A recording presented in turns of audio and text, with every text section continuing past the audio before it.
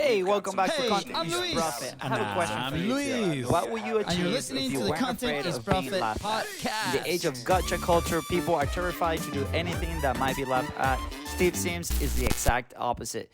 In Go for Stupid, the art of achieving ridiculous goals, Steve teaches you how to ignore what everyone else thinks to go for big, stupid, ridiculous goals. From organizing private dinners in front of Michelangelo's David to securing a tour of SpaceX led by Elon Musk himself, his accomplishments always start with the same questions. How far can I take this? What will make this stupid achievement? Steve examines famously stupid goals in history, the key habits of successful people, and lessons from his own career to help you let go of your fear and get out of your own way. Once you go for stupid, you open the door to the life you always dreamed about. Let's go! In today's episode, we bring you back the interview that we did with Steve Sims, the author of Go for Stupid.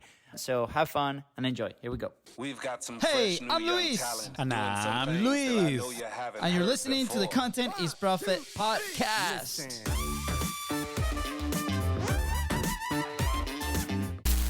Today we have such an awesome and special episode. The power of I can. How to make things happen. Oof. So good. So good. The books I'm reading right now are all around this topic, so I cannot wait to do this. Fonzie, do we have a sponsor today? Indeed, we do. Thank you for asking, good sir. And today's Come on. sponsor is your own, the Biz Bros. Yes, we sponsor our own podcast with content momentum. And you might be asking yourself, what is content momentum? Well, if you produce a long form piece of content just like this one, and like this one, like you're listening to or watching, right? And you want to turn it into value pack, bite-sized assets, you need a modern media team that comes into your business and helps you out with your content. Guess what? We're those team. We're those people. So we want to help you out. Slide into the DMs at BizBrosCo on Facebook, on Instagram. That's right, guys. And don't forget to follow the podcast in your favorite platform. Go ahead and also follow us on social media at BizBrosCo, where all the golden boulders are being published every single day, multiple times a day. Yeah, Fonzie, your last ones. Let's go. Well, I think you forgot the part about them. Oh, no, you actually did it. Good job. Good job. I think I've been drinking too much coffee today. I've been drinking too much coffee. Fonzie. We need But you in the guys, studio. we only have one ask for you, and the ask is if you find value in today's conversation, if today's guest is helping you get one step closer to your goal, or it can help somebody that you know move one step closer to your goal, please don't forget to share this episode and leave a 5-star review. Thank you. Welcome to another week and another day of Content is Profit. Let's go. Today we have royalty in the house. Have you ever had a wild dream, like maybe working with Sir Elton John or Elon Musk? Well, today's guest is the one that makes those wild dreams happen. All right. Today's guest is widely known as the real life Wizard of Oz. His skill for making things happen allowed him to build the world's leading experiential concierge firm. How freaking amazing is that? I think it's more amazing that the fact that you were able to say that. Appreciate it. Right. He's probably one of the most well-connected men on this planet. His daily job is to make the impossible possible. Oh, and not to mention that he has one of the most epic goatees in the world. Is that the secret to his success? Well, we discovered that today. Oh, yeah. I can't wait. Please welcome the real life Wizard of Oz, author of Bluefishing and Content is Profit royalty, Steve Sims. How you doing, guys? Pretty What's good, Steve. Like, Yeah, I Steve, tell you- Go ahead, Fonzie. Go ahead. no, I wanted to say, Steve, I usually don't get this nervous, right? And today I was like, man, like this epic goatee, it's like I can feel the pressure today. And that's why in the intro I was a little bit rambling here and there. But we are so excited to have you here. So thank you, Steve. It's a pleasure to be here. The beard's going a little bit funny. We've got a bit of rain here in Los Angeles, so I'm having a bad beard day. Okay, hey, Steve, in my life, that will be an epic beer day because I cannot grow anything more than this. For Yep. people listening, go watch. But again, we're extremely honored to have you here. And when we were looking at your information, the thing is like I make things happen. And Mm. maybe like let's hear a little bit of backstory. How does this like journey began, right? Like, why are you so passionate about these things and helping people make things happen? Because I feel like this is such a like a point for every entrepreneur, right? Like they struggle sometimes with executing things and doing things, right? So how does this whole story with you started? It starts the way every entrepreneur starts. You see, entrepreneurs, we're pissed off, we're aggravated. And that's how we make things happen. Any entrepreneur out there starts by being angry about how things happen. So then they go and create a way that it should work. You know, Elon Musk was bothered by the way it took so long to wire money that he invented PayPal. He was disgruntled why people weren't going into space. So he re-engineered the space industry. And then we got people like Richard Branson, who was bothered the way people were getting music. He invented Virgin. So every entrepreneur starts by being angry at the way something's done and they create a solution. Now, for me, I grew up, I didn't have any money. I lived in a pretty rough neighborhood in London. And I thought to myself, how come I've got no money? And it seemed like other people did. So I wanted to find out how people had money. So I started building a business to have people come to me. And I wanted a business that would attract rich people purely and simply so I could turn around and go, hey, how come you're rich and I'm not? So I never went out to build a concierge firm. I went out to build a reason to have those conversations. And I noticed a lot along the way, the most entrepreneurs, we get aggravated, we develop, we disrupt, and then we get scared. We get frightened to try the next thing. We get intimidated to talk to the rich person. And so I suddenly noticed that the reason we are being held back from our full exponential growth is fear and panic and intimidation. So I was too stupid to be frightened. I was too ignorant to be intimidated. So I ended up doing these magical things for powerful people. And now this is what I teach. This is what I coach. This is what I speak on. Getting people to actually go for stupid, not what they feel they can achieve. Wow, I love that. Go for stupid. I think that's a pretty cool statement. I agree. I mean, sometimes we gotta act reckless because there's something on that other side that if we would be way too cautious, probably we would never get to. So I love that, and I love the examples that you gave. Right, like we entrepreneurs start from anger, that place of frustration with something, and then they go and create. I think that is incredible. It's amazing. And when you were talking on how you were angry at why these people have what they have and I don't have that, right? And you started this business mainly to have conversations with those people. Guess what? It made me relate to what we're doing here today, my brother and I, with you, honestly, because we started the podcast in a way to connect with the people that maybe we wouldn't have the chance to connect with. And we're here sitting with you today, Steve. So that is amazing. I'm like, wow, this is so great. By the way, you got Steve. You got an Arsenal fan over there. You got a Gunner. So are you Arsenal or a Tottenham fan? Just say. Well, I'm going to upset you here because I'm a rugby boy.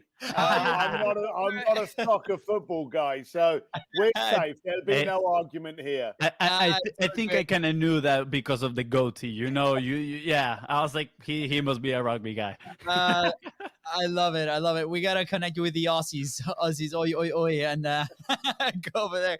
Hey, well, Steve, I love one of the things that you mentioned there that might have like flown under the radar was that when you started the business, you were like, I'm immediately gonna go with the people that have money, right? You're the people that can actually, provide or pay for whatever service I'm providing at the time, right?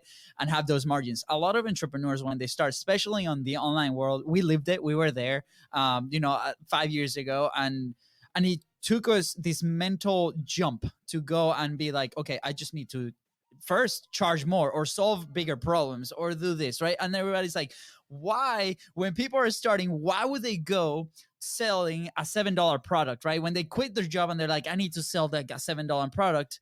For example, for us, our journey was, we started with a recurring service that's allowing us to build the margins, to build a team so we can fit in the resources back into our business, right? So why do you think that is? Why do you think people go to that lower ticket, and how can they start going to, immediately right off the bat, serving people that might be able to pay or afford whatever service, whatever product they want to provide?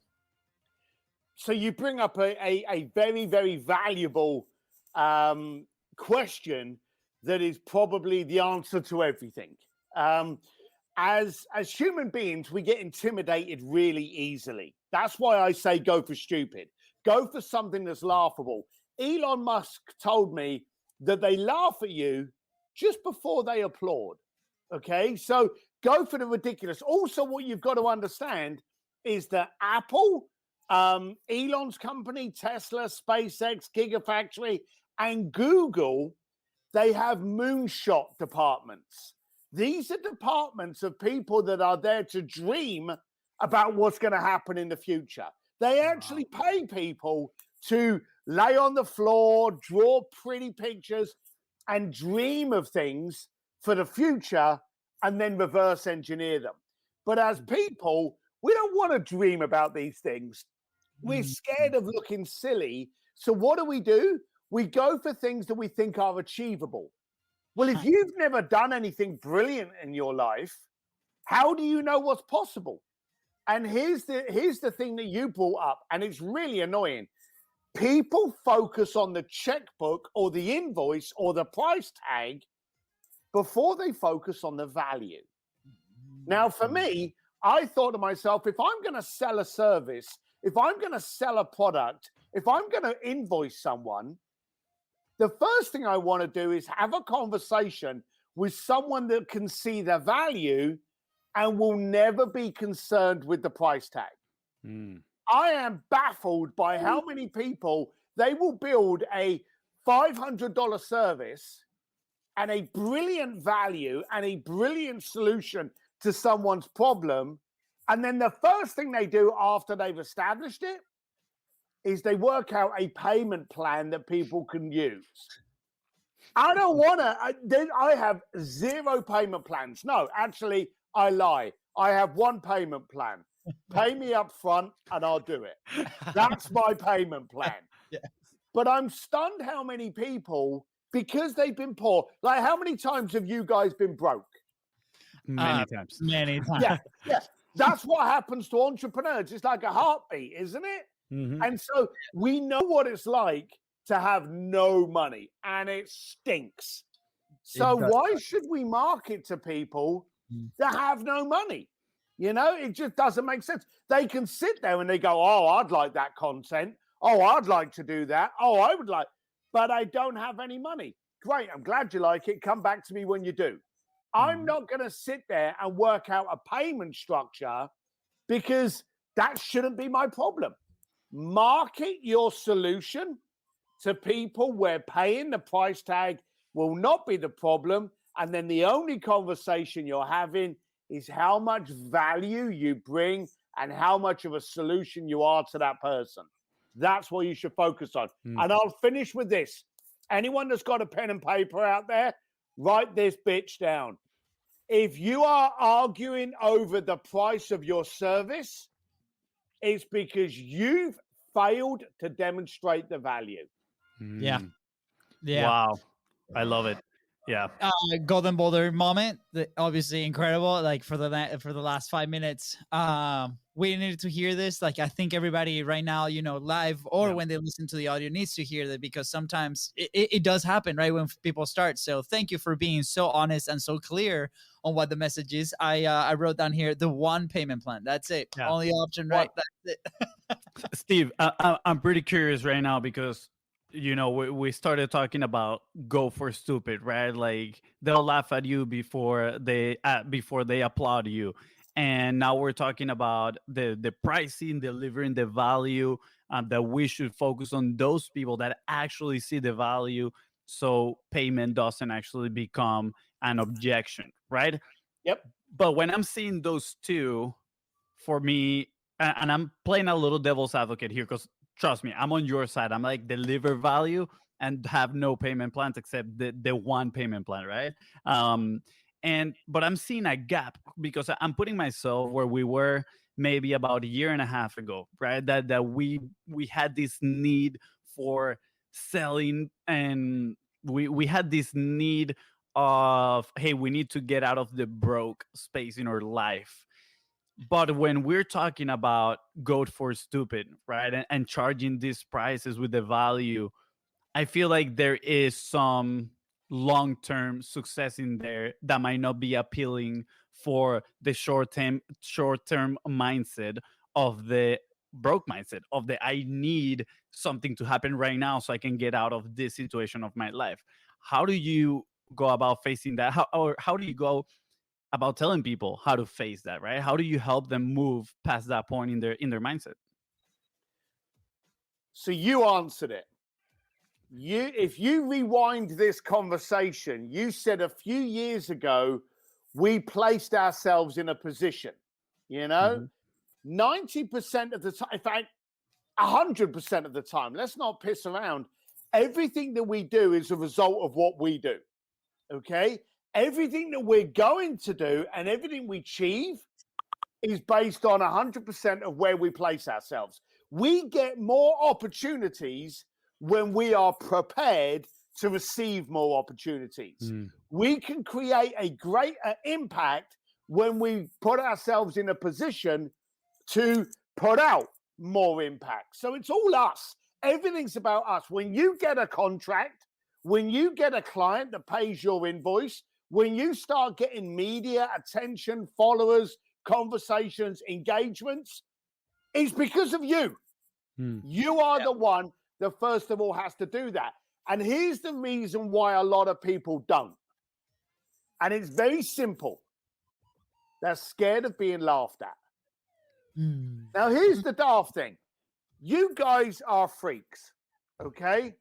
I'm a freak. Entrepreneurs, we're freaks. We're different, okay? And we don't communicate well with the people around us, because here's the danger. Here's the downside. You're an entrepreneur.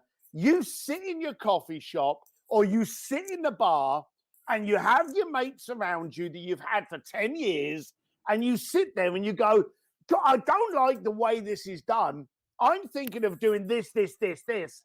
And your mates around you, what do? They laugh at you. They go, Lewis, you can't do that. You're going to do a podcast. You're going to have 500 episodes. How many people, when you said you were going to do this podcast, how many people giggled at you? Oh, so many. We still do. Still happens. Yeah. They're like, what is this? But there's a lot of people there going, you had 500 conversations with creative disruptors, and they're jealous. Okay. Yeah. You see, the problem is today, there are more of those that can't than can. So when you're stood there and you come out with an idea and you go, hey, I'm going to send people to the Titanic. I'm going to close a museum in Florence and have a table at the feet of Michelangelo's David. I'm going to do a drum lesson with Guns N' Roses. When you're telling people you're doing that, there are so many people out there that are laughing at you. And one of the reasons they're laughing at you is because they don't actually want you to succeed, because then it's going to prove how inadequate they are to do the same. Wow. And people don't want that. Horrible. People don't want to be shown up. So they jeer at you, they laugh at you, they ridicule you. Bearing in mind, when Elon Musk was launching his space program, he had just sold his banking empire of PayPal. Mhm. Okay. Now listen to this. The guy had 0 qualifications in space travel. Yeah. 0. None. And he nearly went bankrupt because of the amount of money he put in SpaceX. And he was creating so much of a disturbance and a disruption that NASA hired a team to publicly humiliate him and would often release statements like, there's no room in space travel for civilians. This is a specialist market. We don't have room for people playing at it. These are the kind of things they would say about Elon. And then for NASA to actually continue its exploration, who did they then retain to build all of the transportation? Yeah. Yeah. You know, NASA doesn't have 10 companies building rockets, and it doesn't have 10 companies building haulage vessels for its satellites. It doesn't have 10 different providers. It has one. If Elon didn't build SpaceX, NASA would not be able to do what it's doing now. So they laugh at you just before they applaud, and people are scared of being laughed at. All the successful people in the world, Walt Disney, Ford, Apple, Microsoft, SpaceX, Tesla, PayPal, all of those companies did not care about you laughing at them. So for all of you out there, all of you entrepreneurs that don't fit, well, let me let you know, you weren't meant to fit. You were meant to dominate. Yes, absolutely. No. I Yeah. love this, Steve. I'm loving this. I'm curious around in your life. When did you discover, you were different than the rest? When did you discover that you wanted to, do special things and build these experiences for other people, right? Was there a moment at all that you remember that Yeah. that was like it clicked for you? There were a couple of times. I remember, again, being pissed off and disgruntled because I would sit at a bar with my mates and I'd say, my God, I hate this. Why can't we do something different? And my mates would laugh at me. And then I would go home angry that nothing's changed. And then the following night, I'm back in the pub with them and it's the same shit. But no one was willing to change it. And it was starting to get me aggravated. So I noticed then that maybe I was talking to the wrong people. And that's a horrible revelation when you look at your mates and you suddenly realize, I'm sorry, boys, but we're different. And I remember one day that validated it. And sadly, I say sadly, but changed my entire relationship with my boys.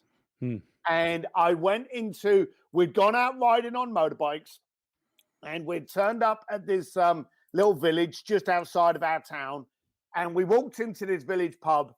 And in this pub was a guy that we all knew locally. And he was a very successful. I remember at the time thinking he was basically Bill Gates, Warren Buffett, Richard Branson, Elon, all wrapped into one. But here was the daft thing. He was known in our area because he had the latest sports car. It wasn't a Ferrari. I don't even remember it wasn't even as good as that. But he had a sports car. He always had the pretty girl in the town as his girlfriend.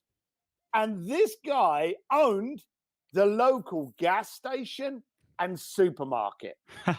Okay. Now, for me, in my end of town, this was like the richest guy known to mankind. Yeah. And I remember I walked into this pub, and we all knew this guy's name. He was like the local hero. Yeah. And one of my friends turned around and went, "Oh, that's so and so over there." And he stood there with a buddy and a pretty girl, and I'm stood there with two ugly bikers and a crash helmet. And I thought to myself, well, if he's rich, I'm going to want to talk to him. And so without thinking, and I believe that I've got a greater ICANN than an IQ. And too many people think too much. So without thinking, Yeah. I walked over to the guy, I put my hand out and I went, "Hey, how you doing? I'm Steve Sims. I hear you're so-and-so." And that was it. Yep. And he turned around and he said, "Well, I'm just getting a beer. Do you want a beer?" And I realized I didn't have to pay for a beer. So I'm thinking to myself, I've already won the lottery. I haven't got to pay for a beer. And this was in the days when all I ever had was enough for like 2 or 3 beers, and then I had to go home. So straight away, I've just got a free beer. This was success. And then it happened. This single moment that everything in my world changed. I turned around to my buddies to find out if they wanted a beer. And do you know the funny thing was? They were at the opposite end of the bar, leaning up against the wall. Here I was getting a free beer from this millionaire, and they're at the other. They didn't venture to get into that conversation. In fact, quite the opposite. I don't think they could have found an area of the bar that was further away from this opportunity. If it had been designed, I now had a free beer. I was already ahead.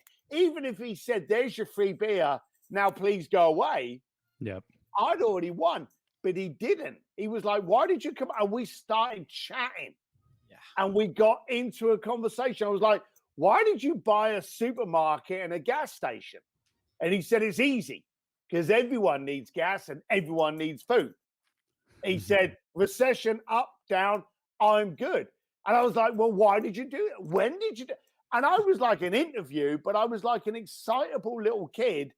I never paid for any of my beers. My boys went home because they were bored waiting for me.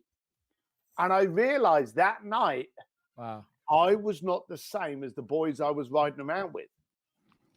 I had more in common with this guy. And the thing that people don't realize is you can have a successful mindset without a big bank account. But you can't have a big bank account without a successful mindset. Wow, that is very powerful. I absolutely love that story, Steve. I'm thinking about it. It's like how many times, I feel like we feel bad to sometimes detach from those group of friendships because of the sunk cost, right? Like all that we have invested into those friendships. But at the end of the day, it's a saying of you're the average of the 5 people you surround yourself with, right? And if we find ourselves in that constant circle that is not looking to succeed, is not looking to evolve, is not looking to learn new things, right? To go to stupid, right? Then we're gonna stay in the same place, stuck forever. And I love this story because you are literally what you claimed, a greater I can than a greater IQ. You're just like, I just took action. I just took that first step into the uncomfortable. And then you had all these realizations, all these epiphanies that led to many more successes. So I find that amazing. And I was watching on your website the launch video for your book, right? And the first thing that came to mind was this about you're the average of the 5 people you surround yourself with, because I started seeing in your video that you had people like Jim Quick was in there, right? Caleb Maddox and his dad was there. Daniel Di Piazza was there, and many more. I'm sure all of them, right, are people that have this successful mindset. Whether they had the big bank account or not, everybody in there had that successful mindset that you're talking about. And I found that extremely surprising. incredible and at the same time inspiring, because it's like, you know what, like it is never too late to go and make this type of friends, and put yourself outside of your circle and look for growth opportunities. So I feel like your story is incredible in the sense that it gives people permission to put themselves in those situations. Well, Yeah. I noticed your statement of you are the 5 friends that you are that you're with. Okay, I hadn't heard that because it was like 50 years ago, but I realized that you are the room you're in. Mm. And so, even though they weren't your friends at the time, start changing the room you're in. Now, the good thing about today is that the room you're in can be a Facebook group. I've got a Facebook group called An Entrepreneur's Advantage with Steve Sims. It's a free of charge Facebook group, but you can change the room and the crowd you are in purely by being on a different Facebook group today. So it's so easy. I decided that I wanted to evolve, using your word, by changing the room that I was in. Because if we didn't evolve, we'd still be shitting in our pants and eating baby food. We have to evolve. Just because we get to a point where we have buddies, you've got to look at yourself and go, hang on, how am I evolving? How am I growing? And if you find that you are actually being held back by these people, then I'm sorry, they're no longer your friends. They're now an anchor. And that's when, and it's tough, that's when you've got to turn around and go, I got to get different friends. I've got to change the room that I'm in. I have to evolve. And I'm going to give you a statement that a friend of mine gave me years ago, a friend called Joe Polish. He said to me that the definition of hell is to meet the man or woman you could have been. Yeah, that really shook me when he told me that. I take every opportunity, I take every chance, I take every risk, and I take every smack and scar that comes along with it when it goes wrong. But I will not miss out on an opportunity because I don't want hell to come true. I want to be someone's definition of hell. I want someone to turn up, meet me, and go, hang on a minute, you didn't go to college, you were a bricklayer from London, yet you've worked with the Pope. I want people to go, I'm the definition of their hell because I didn't hold myself back. I had no good education, yet I spoke and lectured at Harvard twice. Wow. So as far as I'm concerned, I could be someone's definition of hell by them not taking a chance. I was gonna ask you, Steve. I was gonna be like, well, first of all, powerful, and I was gonna ask you, like, how do people go from not taking action to taking action, right? Like we have a scene here on a hashtag table where it's like where you actually go ask for the things that you want, right? It's a Venezuelan expression, but I think that you just need to hear that quote one more time of the definition of hell, and that's it, man. Like it got me goosebumps. I'm like, oh, that has to be something that we put like in the walls, anywhere where you read it every day, and that's gonna push you to that action, right? Like for you, your first time, the story is wonderful. Like you took action. Is there a framework that you teach, like for people that want to do it? Because it is an intimidating thought, right? Even with the people that you're with or with the room that you sit in, right?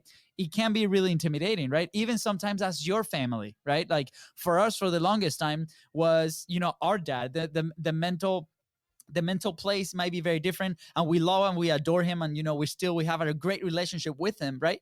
But the fact that the way on how we were doing or how we were growing in our business was very far away from where he grew up or what he taught us, right? And that was a scary thought. So as we start wrapping up this interview today, what is that, like, what are those steps that people can take, right? Like, do they have to like just suck it up and be like, hey, if you are identifying with an entrepreneur, if you feel like this is the way, you just have to go ahead and do it? Or is it a different way? No, it's that way. I'm a great believer. You see, let me ask you this.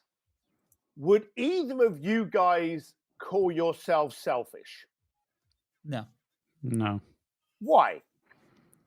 Well, because personally, I don't think we're just doing what we're doing for us. Like, we enjoy seeing the people that we work with succeed, and I feel like we share everything. Honestly, So is selfish a negative thing? no, I don't think it's a negative thing either. I used to think it was, Yep. and then Right. that has changed a lot over time. So it's a trick question, but it's the one to get your mind thinking. You Yes. see, we're taught as we grow up, when our mum and dad turns around and says, "Hey, don't be selfish, share your toys. Don't be selfish, share your candy." So we grow up thinking, okay, selfish, that's a bad thing. We don't want to be selfish. Mhm. All right. I'm very, very selfish. And here's the thing. When you get on a plane and the plane takes off and the air steward or stewardess stands up, when was the last time you heard her say, "Hey, in the case of an emergency and the oxygen mask falls down," when was the last time you heard her say, "Hey, don't be selfish, stick it on someone else first before you"? Yeah. That's never happened. Yep. Never. You see, I can't help you up if I'm weak. Mhm. I can't educate and coach and promote and have you do great things if, first of all, I can't be that person. So you have to realize straight off the bat, this is your game. This is your family. This is your life. This is your relationships. Focus on being strong so that you can then, from a position of strength, help other people be strong. Yes. And that's what I do. So I focus on, okay, like my family, and let's be blunt, most people's family, they never grew up with what we have now. Mhm. They couldn't foresee what we had now. My family can't even imagine the things that I get up to. So now I'm in a position of strength to go back to them and help them. Just because they couldn't be who I was, I'm now in a position of strength to be able to go back and say, "Hey, thank you for doing what you did." Yeah. Now I want to help you. I think that what you've got to do is you've got to start looking at being selfish as a position of empowerment. You see, you've now got 500 episodes. You've now got a reputation. You've now got branding. You're now in a position of strength to help other people. But for everyone out there, I ask you, make sure your ship is tight and won't sink before you take passengers on board. It's as simple as that. I think being selfish is a position of empowerment before you do good to other people. Wow. I love that. I love that. I remember very early on in school, I heard a teacher say you need to help yourself before you can help others. And I've always had this conflicting thought between helping others and helping myself first, right? Because it's like, well, I do want to help others, but I don't feel like I'm in the position to do so at certain moments, right? And there's like that dissonance right there, and then that just creates so much internal conflict. And I love how you express that just being selfish is, you're giving permission to yourself to empower yourself to then go and help others. I think that is an incredible message. I personally needed to hear that, and I'm sure many other people do as well. Good. Yes. So be selfish. I will. I will. I know. It's like, Fonzie, can I have some of that, candy you got there? He's like, no. No, earn it. That's right. Do 5 push-ups. Okay. All right, Steve. So wrapping up the show, this has been wonderful, incredible. Thank you so much for the time and your lessons and your stories, man. I think we could do like part 2, part 3, part 4. Eventually over time we'll get to do those. One of the questions that we like to ask is, what is that one first step to gain momentum? What is an action point that people can do to start making things happen. And we talked about start being selfish. I think that's a really powerful one. Is there anything else that you want to share on that note? I think it would be to stop planning, start doing. Too many people plan for perfection. They're going to launch a business, a service, a product, and they sit down with a piece of paper and they start calculating it. They start planning it. They start projecting it. There's not a single business plan in the planet in 2019 that said, hey, we're going to do really well for a year, and then we're going to have to shut down because of a worldwide pandemic. There's not a single business plan that said that. So if you think you're going to start a business, find someone that's got that problem and see if your solution works. And then try and find two people. Screw the business plan. Screw the pretty business website. Focus on the solution and focus on who's got that problem that you are now the solution to. Start doing, stop planning. Love it. Love it. Yes, absolutely. We cannot agree more, because that's exactly how we started our business. That's exactly how it has evolved, and over the last 5 years. So we are on your side on this one, and I feel like a lot of people get so hung up on that. So thank you. It doesn't come from us, guys. It comes from Steve Sims. Just so you know, he's worked with incredible people. So please listen to him. And then also listen to us at some point. Steve, okay. Where will you be if you? And we know you have your book. We know that you're very active on social. You have your Facebook group. You have your community. You've been out sharing your message. Where will you be if you do not publish? If you don't put yourself out there? Yeah, you got to get out there. If you've got, and this is where the selfish bit comes.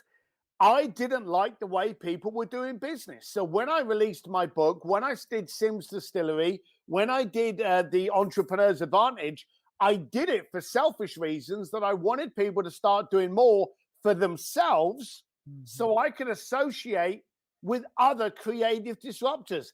I'm helping people get uncomfortable, then conquer, which gives me a better world that I want to live in. Yeah, that's amazing. Yeah. Oh, man. Okay. Whew. We're going to have to re-listen to this 70 times. 70. Very specific. Very specific. Very, very specific indeed.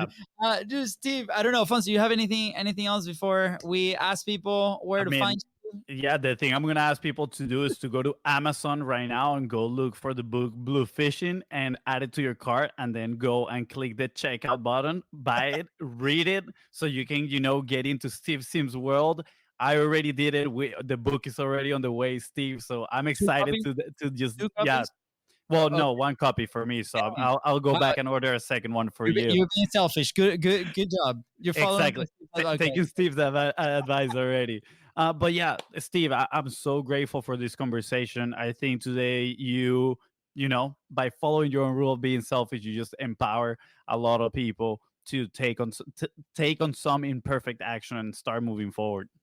Good. I hope you do it, boys.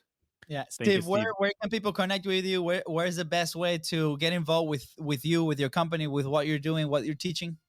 Well, the way to get taught by me and to actually chat with me is probably through simsdistillery.com. Yeah, you can go on stevedsims.com or find me on Instagram, Facebook, Steve D. Sims. I'm everywhere. But probably the easiest way to communicate with me and get a bit more disruptive and conquer is at simsdistillery.com. Awesome. We're going to leave all those links right in the description. All you got to do is scroll down, click it, go there, connect, and go learn and execute and conquer. And this has been so incredible. Yeah. Steve, any last thoughts before we let you go? No, just do it and stop thinking. Let's go. Appreciate it, Steve. With that, guys, thank you so much for tuning into the Content is Profit podcast. Go ahead and subscribe. Smash that subscribe button and follow us on social media at BizBrosCo. That is right. And if you feel empowered after this talk with Steve, please don't forget to share this episode and leave a 5-star review. See ya. Bye, guys.